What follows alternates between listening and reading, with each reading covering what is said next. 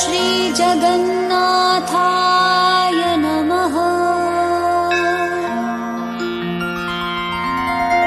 देवदानवगन्धर्वयक्षविद्याधरोरगैः सेव्यमानं सदा चारु कोटिसूर्यः समप्रभम्। ध्यायेन्नारायणं देवं चतुर्वर्गफलप्रदम्। जय कृष्ण जगन्नाथ जय सर्वाधिनायकः। जयाशेष जगद्वन्द्य पादाम्भोजनमोऽस्तु ते। युधिष्ठिर उवाच यस्य प्रसादात् तु सर्वं यस्तु विष्णुपरायणः यस्तु धाता विधाता च यस्य सत्यं परो भवेत् यस्य मायामयं जालं त्रैलोक्यं सचराचरम् मर्त्यांश्च मृगतृष्णायां भ्रामयत्यपि केवलम्। नमाम्यहं जगत्प्रीत्या नामानि च जगत्पतिम् बृहत्या कथितं यच्च तन्मे कथय साम्प्रतम्। भीष्म उवाच युधिष्ठिर महाबाहो कथयामि शृणुष्व मे। जगन्नाथस्य नामानि पवित्राणि शुभानि च मायया यस्य संसारो व्यापृतः सचराचरः यस्य प्रसादाच्च ब्रह्माणां सृष्ट्वा पाति च सर्वदा। ब्रह्मादि दश दिक्पालान् माया विमोहितान् खलु यस्य चेष्टावरोहश्च ब्रह्माण्डखण्डगोचरः।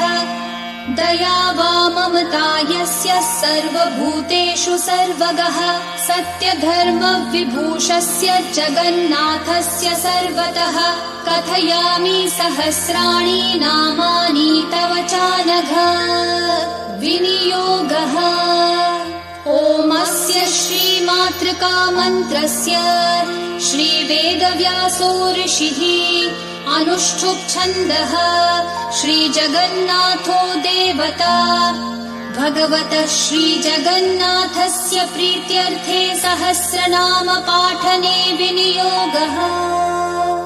ध्यानम् नीलाद्रौ शङ्खमध्ये शतदलकमले रत्नसिंहासनस्थम् सर्वालङ्कारयुक्तं नवघनरुचिरं संयुतं चाग्रजेन। भद्राया वामभागे रथचरणयुतं ब्रह्मरुद्रेन्द्रवन्द्यम् वेदानां सारम् ईशं स्वजनपरिवृतं ब्रह्मदारु स्मरामि। अतः सहस्रनाम स्तोत्रम्।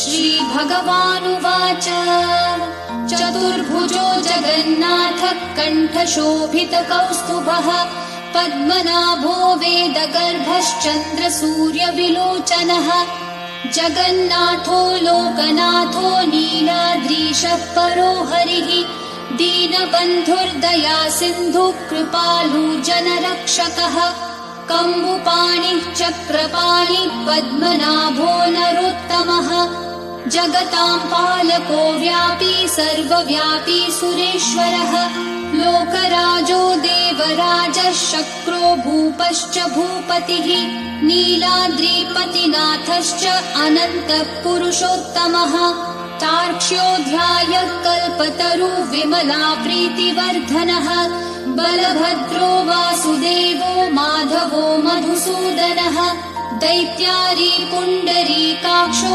वनमाली बलप्रियः ब्रह्मा विष्णु विष्णुवंशो मुरारी कृष्णकेशवः श्रीरामः सच्चिदानन्दो गोविन्दः परमेश्वरः विष्णुर्जिष्णुर्महाविष्णुः प्रभविष्णुर्महेश्वरः लोककर्ता जगन्नाथो महीकर्ता महायशाः महर्षि कपिलाचार्यो लोकचारी सुरो हरिः आत्मा च जीवपालश्च शूरः संसारपालकः एकोनैको मम प्रियो ब्रह्मवादी महेश्वरः द्विभुजश्च चतुर्बाहुः शतबाहुः सहस्रकः पद्मपत्रविशालाक्षः पद्मगर्भः परो हरिः पद्महस्तो देवपालो दैत्यारिर्दैत्यनाशनः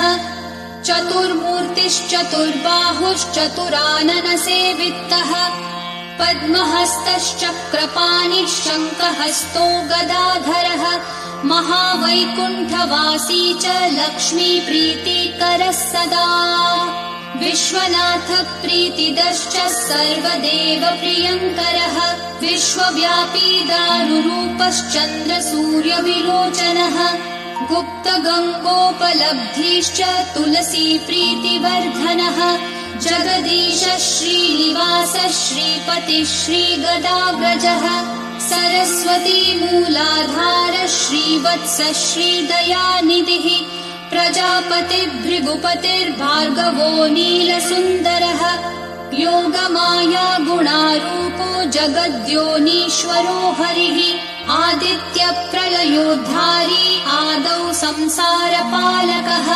कृपाविष्टः पद्मपाणिरमूर्तिर्जगदाश्रयः पद्मनाभो निराकारः निर्लिप्तः पुरुषोत्तमः कृपाकरः जगद्व्यापी श्रीकरः शङ्खशोभितः समुद्रकोटिगम्भीरो